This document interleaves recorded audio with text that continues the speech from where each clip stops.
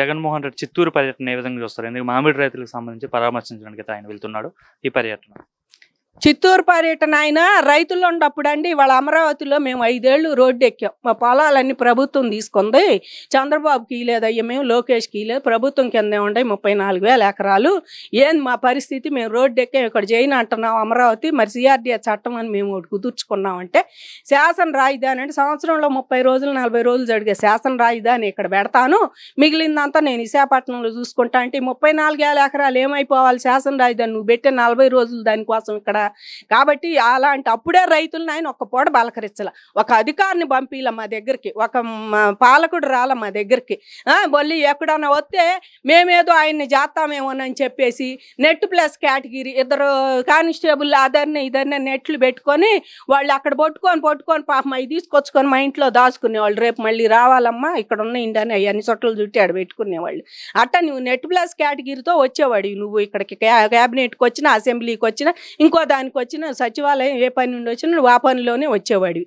ఇవాళ నువ్వు రైతుల దగ్గరికి ఏమని పోతున్నా, రైతుల దగ్గర మిర్చి రైతుల దగ్గరే పోయి అక్కడ మిర్చి బస్తాలని గాజేశారు, 4-5 పోయినాయి అంటున్నారు. పొగాకు రైతుల దగ్గర పోతున్నా గొల్లగా తొక్కి వదిలిపెట్టారు, సోర అయిపోయింది ఆ పొగాకు అంతా.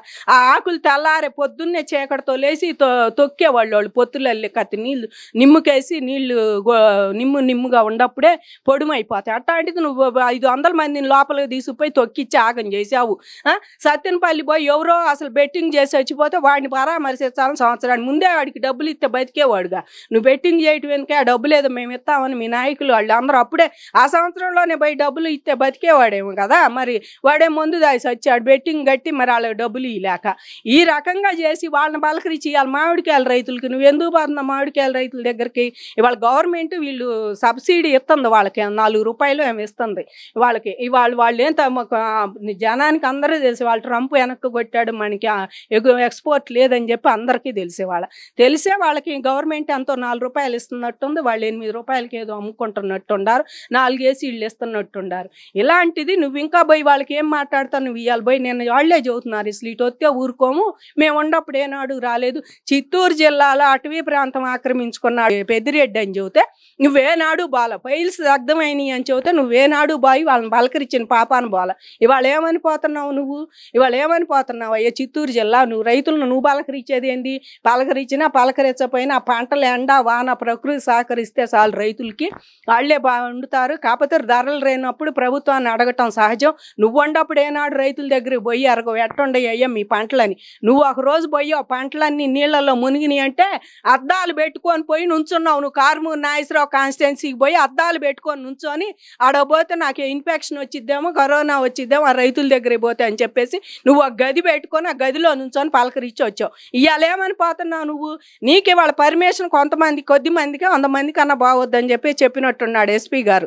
కానీ నువ్వు ఇవాళ కడప జిల్లా నుంచి ఎక్కడెక్కడి నుంచో బైకులు ర్యాలీలు రాండి అని చెప్పావని వాళ్ళే చదువుతున్నారు. మాకు సమాచారం ఉంది, ఈసారి ఎంతమంది వస్తే మేము ఊరుకోమని వాళ్ళే చదువుతున్నారు.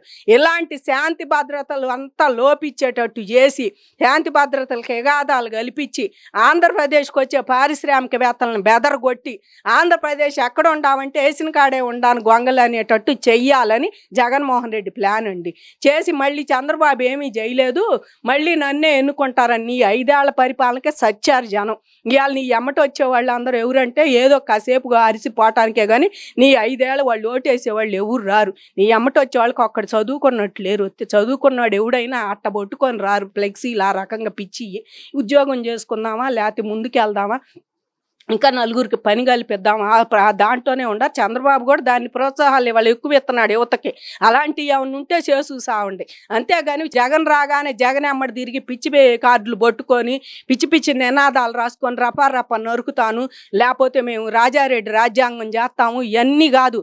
నువ్వు రాజారెడ్డి రాజ్యాంగం అంటే అసలు రాజారెడ్డి తెలుసా వీళ్ళందరికీ? ఆ రాజ్యాంగం వీళ్ళు చేయటానికి ఆయన ఏమైనా రాజ్యాంగాన్ని రాశాడు వీళ్ళు రాజారెడ్డి? ఏ రాజ్యాంగం రాసినా ప్రస్తుతానికి ఇప్పుడు అంబేద్కర్ రాజ్యాంగం ప్రకారం మీరు జైలు పోతారు అవి చూపిస్తే. ఎందుకంటే ఈ అసాంఘిక శక్తులు ఇట్లా చేతని కొడవళ్ళు గొడ్డలు పట్టుకున్న ఎగురుతుంటే ఎవరు ఊరుకోరు. అది రాజ్యాంగానికి విరుద్ధం కనుక మిమ్మల్ని అందరినీ కూడా జైలు తీసుకెళ్ళి 4 రోజులు కౌన్సిలింగ్ పెట్టి పంపిస్తారు.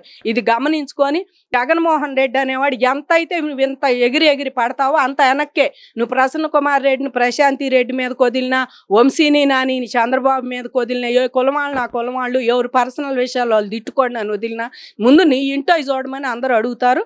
అది గమనించుకోమని జగన్మోహన్ రెడ్డిని కోరుతున్నామండి.